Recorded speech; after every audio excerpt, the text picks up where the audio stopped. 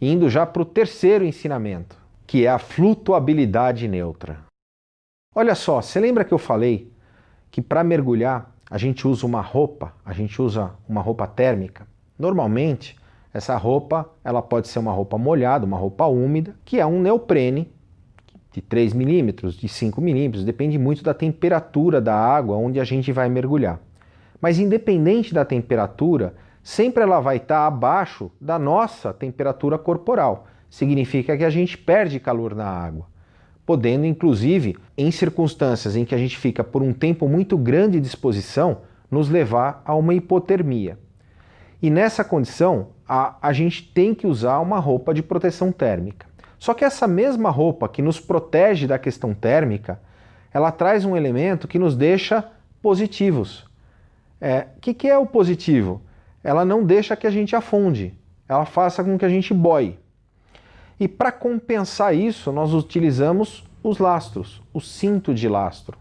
São pedras de chumbo que são colocadas na cintura ou eventualmente nos bolsos do colete, de forma que a gente vai compensar isso e poder afundar. Só que a gente tem, na dinâmica, na física do mergulho, a gente tem uma condição que aí eu quero que você pense nisso também como uma analogia para a vida. Vamos comigo nessa linha de raciocínio. Se eu colocar pouco lastro, pouco peso, o que vai acontecer?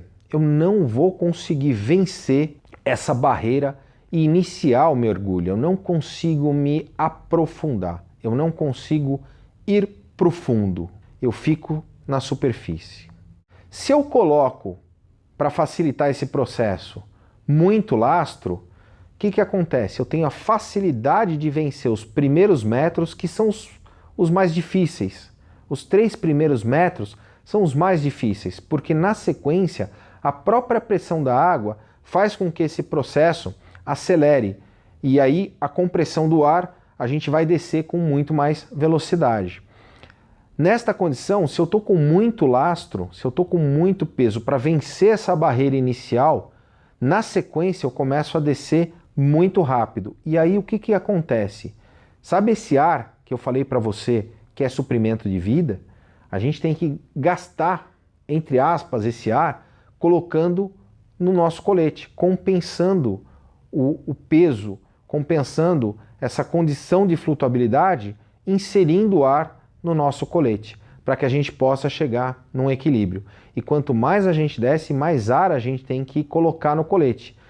Então, o ar, que é meu suprimento de vida, está sendo gasto para que a gente possa compensar o excesso de peso. Além disso, quando a gente está muito lastreado, fica muito difícil de a gente se deslocar do ponto A para o ponto B. A gente gasta muita energia.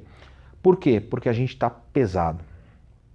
Ou seja, para vencer essa primeira barreira inicial, a gente acaba pagando um preço muito caro, que é o excesso de lastro por todo o resto do nosso mergulho. E qual que é a condição ideal? A condição ideal é quando a gente tem o que a gente chama de flutuabilidade neutra. É aquela sensação do astronauta. É onde a gente tem o equilíbrio, que é o que a gente também tem que trazer para o mar e para a vida. Quando eu coloco a quantidade certa de lastro, quando eu coloco a quantidade certa de peso de chumbo no meu lastro, eu tenho sim um pouquinho de dificuldade no começo da descida, porque eu tenho que controlar o ar que está dentro do meu pulmão. Então, se eu inflo o pulmão, eu estou positivo, eu fico na superfície. E se eu solto, devagar, de forma lenta, porque as respostas na água, elas sempre são respostas mais demoradas, com retardo com relação às nossas ações aqui na superfície. E quando a gente solta de forma lenta, a gente vai começar a descer. E aí eu tenho que ter a tranquilidade, eu não posso estar afobado, eu não posso respirar de forma ofegante, para que eu vença esses primeiros metros. E aí é uma delícia. É aquela sensação de eu não precisar ou colocar muito pouco ar, ou quase que não precisar colocar ar no meu colete, porque eu desci equilibrado. E nesta condição de flutuabilidade neutra, o deslocamento ele é muito suave. A gente entra no flow. A gente entra naquela condição de dar um pouco de pernada e já nos deslocarmos e chegarmos com facilidade. E aí, para eventualmente desviar de uma rocha, de uma pedra, o que eu faço? Eu respiro, eu inflo o meu pulmão e ele serve ali como uma boia, tem um tempinho de resposta, eu vou e subo, e aí eu solto o meu ar e eu desço um pouquinho. E essa condição é a condição de flutuabilidade neutra. E aí eu vejo muitos amigos, eu vejo muitos colegas com esta analogia da flutuabilidade neutra que às vezes estão muito pesados, ou às vezes estão muito leves na vida, que às vezes estão carregando fardos que nem é teu, que estão carregando uma monstruosidade de responsabilidades e que fica lento, que fica demorado, que gasta muita energia. Avalia você, como que está o teu lastro na vida. E se você trabalha numa empresa, você também vai poder enxergar como que está a empresa. Porque tem empresas que estão na superfície, ela não consegue se aprofundar. Muito pouco recurso humano, muito pouca gente e não consegue se aprofundar. Ela fica sempre na superfície. Em compensação, tem empresas que estão super lastreadas e elas ficam lentas. Precisa gastar muita energia para poder se movimentar.